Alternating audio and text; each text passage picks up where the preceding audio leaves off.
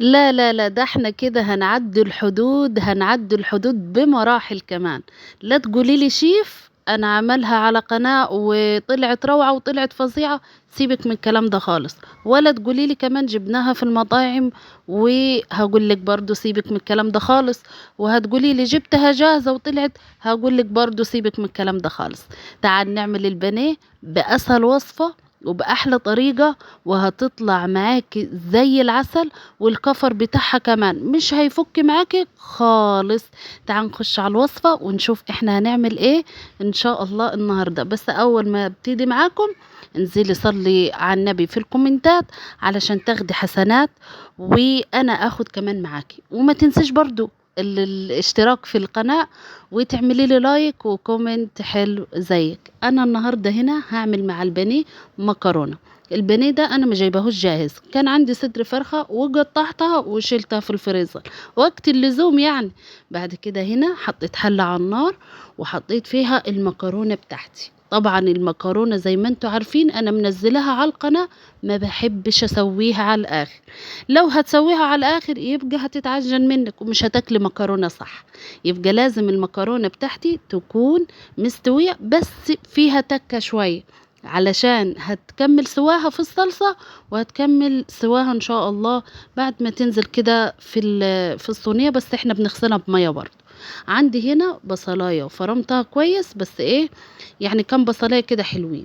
وبعدين حطيت فيهم الطماطم زي ما انتوا شايفين واسيبها تسبك على النار. عندي هنا المكرونة الحمد لله خلاص خلصت. طبعا حطيتها هنا زي ما انتوا شايفين في المصفى بتاعتي، وهفتح عليها المية. لازم لازم نفتح عليها المية، لو هتسيبيها من غير مية هتتعجن معاكي خالص. وما تحطيش عليها زيت، لا تحط عليها زيت ولا اي حاجة. بنحط عليها زيت امتى؟ لما نكون عاملينها كمان في الكشري. لكن لو انت هتعمليها عادي مكرونة ما تحطيش زيت، لان الزيت بيفصل المكرونة عن الصلصة، مش هتشرب الصلصة خالص.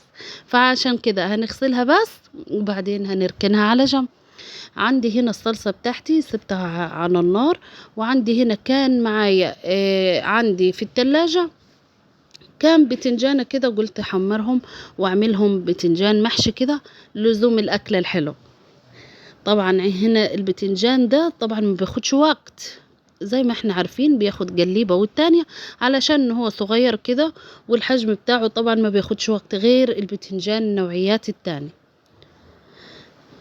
طبعا هقلبها كده كويس خالص. طبعا عندي هنا الصلصة طبعا كمية حلوة، علشان عندي المكرونة برضو كمية حلوة. وبحط هنا مرقة الدجاج بتاعتي، شيء اساسي المرقة بتاعتي. ولو انت ما بتحبيش المرقة في الاكل يبقى بلاش منها، ما فيش مشكلة خالص. بس انا بحب اني احطها في الاكل علشان خاطر بتطعم لي الاكل برضو، بتخلي طعمه كويس. بحط هنا شوية ملح، وهحط كمية كزبرة معايا. أنا بحب الكزبرة خالص في صلصة المكرونة. عايزة تاكلي مكرونة حطي فيها كزبرة. عندي هنا حطيت هنا سنة كاري. سنة الكاري ده يعني ايه لزوم تطعيم كده يعني، ولو ما عندكيش ما فيش مشكلة برضو. حطيت هنا برضو سنة سكر، سنة سكر علشان ما تخليش الصلصة معايا فيها سنة مرارة ولا اي حاجة. طبعا سنة السكر دي لازم علشان خاطر تديك الطعم الكويس. وغطيت عليها وسبتها هنا ايه تتسبك مع نفسها خالص. عندي هنا البتنجان طبعا اديته وش والتاني، وهنا خلاص رايح يعني يعتبر استوى، استوى خالص معايا. وطبعا هنا استوى خالص. وبعدين بجيب طبق وهطلعهم زي ما انتوا شايفين كده بالظبط. طبعا هجيب التومة وهكون دجاها كويس خالص، وهجيب قرن فلفل حامي. وممكن الناس اللي ما بتحبش الحاجة سبايسي مش مشكلة قرن الفلفل خالص. وطبعا هدج التومة واحضرها وهركنها على جنب، هوريكم هعمل بيها ايه. طبعا هنا عندي الصلصة اتسبكت خالص. الصلصة انا دايما بعملها بزيادة، لاني بحب المكرونة عندي تكون غرقانة في الصلصة. يعني بعد ما اقلب المكرونة كده واخد كفايتي فيها خالص، بحب ارش كده شوية صلصة من فوق. وكمان يا سلام للناس اللي بتحب الشطة. طبعا هنا حطيت شوية صلصة في الحلة الكبيرة، نفس الحلة اللي سلقنا فيها المكرونة. طبعا وبنزل بالمكرونة زي ما انتوا شايفين. طبعا المكرونه زي ما انتم شايفين اهي، لا حط لها زيت ولا حط لها اي حاجه، بس هتشوفوها بس بس هتشوفوها وانا بقلبها ايه شكلها وايه قلبتها، ولا بتتعجن ولا فيها اي حاجة. لو عايزة تحب الزيت فيها ولا عايزة زيوت، طبعا حط فين، حط في الصلصة. هي المكرونة معروفة بتحب الصلصة تكون فيها شوية زيت شوية. طبعا هنا هنقلبها شمال ويمين علشان تاخد وتشرب مني في طعم الصلصة الجميل. طبعا عايزة المكرونة تطلع معاكي صح وتطلع حلوة، زي ما قلت لك ما تخليهاش تستوي زيادة عن اللزوم، وتسبك لها الصلصة كويس. اديها في التسبيك. سبكت الصلصة اعرف انك هتاكلي مكرونة صح، والكل هيحلف بالمكرونة بتاعتك. طبعا هنا زي ما انتم شايفين الطاسة انا عاملة فيها بطاطس. طبعا الاكلة دي ما ينفعش من غير بطاطس. طبعا زي ما انتم شايفين الصلصة بسم الله ما شاء الله، وقلبتها هنا كويس خالص. هاخدها جليب شمال ويمين برضو غاية ما تقول كده تمام التمام. كده خلاص زي ما انتم شايفين المكرونة بتاعتي خلاص، مش هديلها صلصة تاني. يعني كده خلاص بقت تمام التمام. طبعا عندي هنا البقسماط طحناه كويس في مطحنة الخلاط، وعندي هنا خلطة البانيه.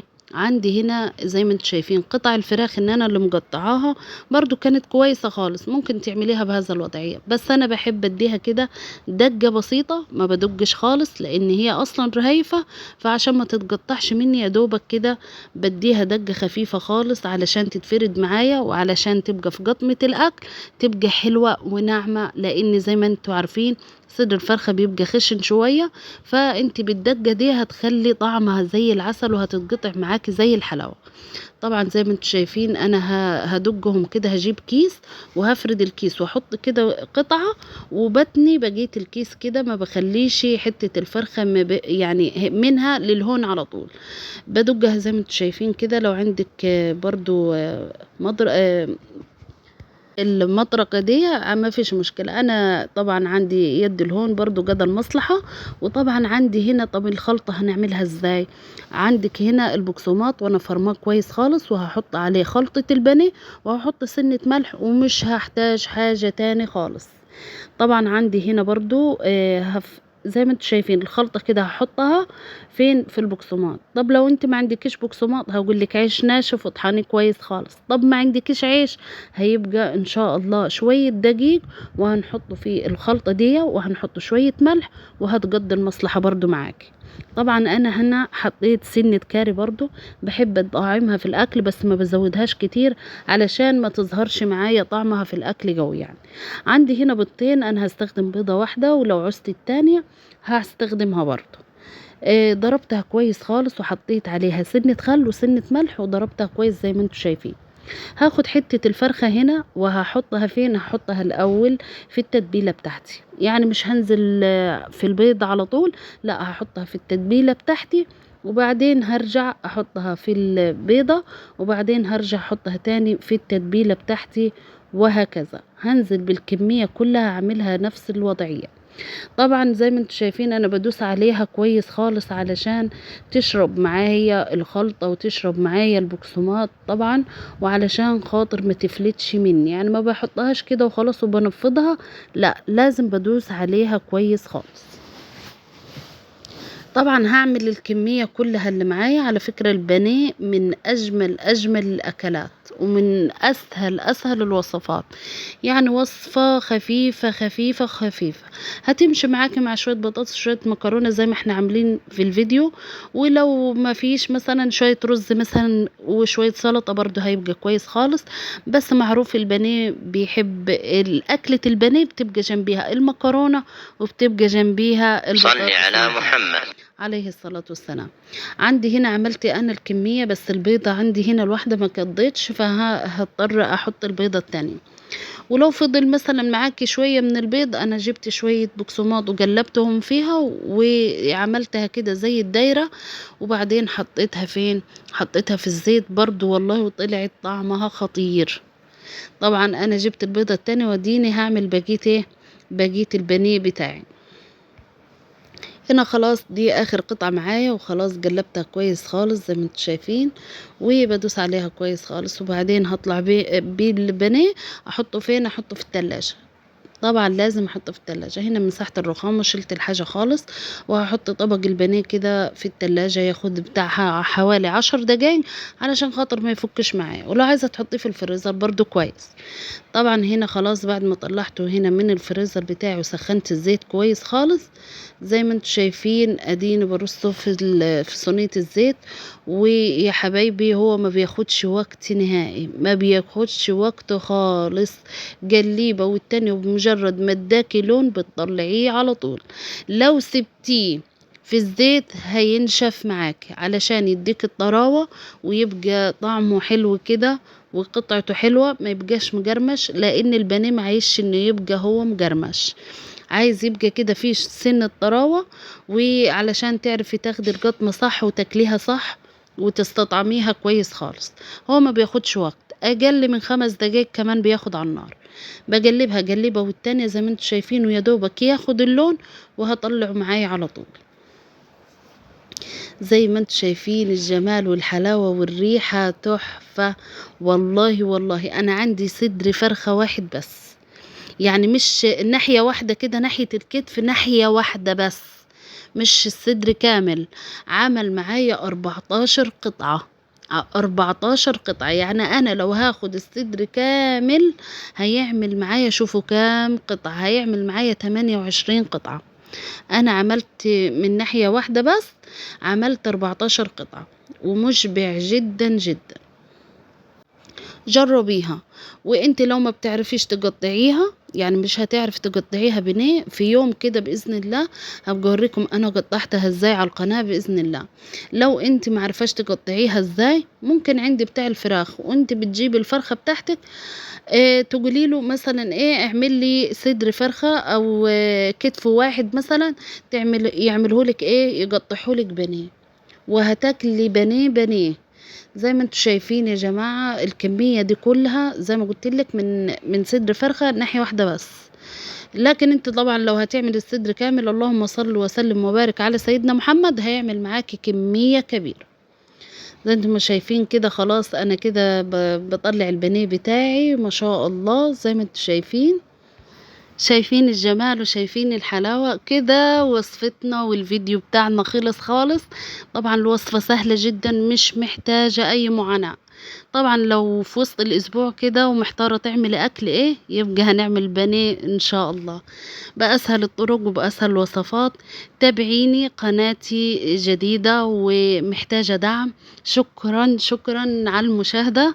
طبعًا لو وصلتِ للفيديو لغاية هنا صلّي على الرسول عليه الصلاة والسلام وسيبي لي comment حلو واعملي لي like وادعميني علشان محتاجة فعلًا الدعم بتاعكم. أنا من غيركم ولا حاجة، طبعًا قناتي مش هتكبر إلا بيكم. طبعًا عنديكم هنا البتنجان أنا قُلت لكم يا حبايبي إن أنا باعمله بتومة وبقرن فلفل وشوية خل وسِنّة ليمون وسِنّة ملح وادّيها بتنجان. طبعًا زي ما أنتم شايفين الجمال والحلاوة، الصورة والفيديو بيتكلم عن نفسه. أنا مش هاشكر في نفسي. اعملي الوصفة وابقي اكتبي لي في الكومنتات عملتيها وطلعت حلوة والّا لأ، بس أكيد هتعمليها وهتطلع تحفة، تحفة، لإن أديكم شايفين الفيديو. اللهم صل وسلم وبارك على سيدنا محمد. ما تنسيش اللايك، ما تنسيش الاشتراك في القناة، ادعميني علشان صل على قناتي تكبر. محمد. عليه أفضل الصلاة والسلام. أنا محتاجة دعمكم حبايبي، وانتظروني إن شاء الله علشان يوصل لِك كل جديد في القناة. شايفين المكرونة بالواحدة، وعملت هنا شوية بطاطس. اللهم صل وسلم وبارك على سيدنا محمد. تابعيني وباي باي.